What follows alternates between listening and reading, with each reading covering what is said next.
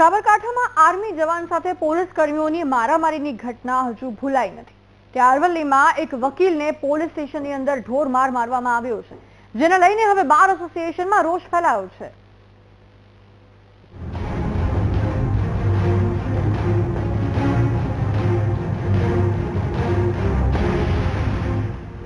નિર્દોષ સામે કાયરતા બતાવે તેને કાયર જ કહેવાય।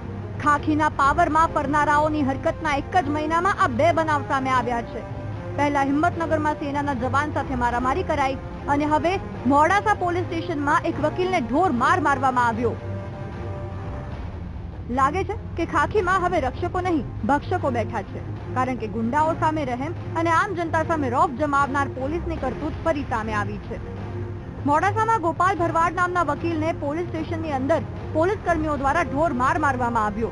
આ ઘટનાથી વકીલોમાં ભારે રોષ ફેલાયો છે અને વકીલ એસોસિએશને મોડાસા કોર્ટમાં હલ્લો બોલાવતા પોલીસ કર્મીઓને કોર્ટ બહાર કાઢ્યા હતા। સાથે જ માર મારનાર કોન્સ્ટેબલ અને પીએસઆઈ સામે ફરિયાદ નોંધવાની માંગ કરી હતી।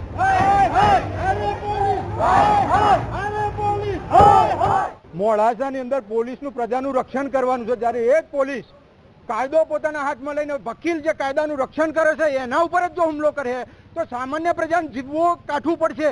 આ ડાભી પોલીસ ટાઉન હમણાં થોડા દિવસ પહેલા આર્મીના જવાનને માર્યો, ફરીથી અહીં અરવલ્લી ડિસ્ટ્રિક્ટમાં એડવોકેટને માર્યો।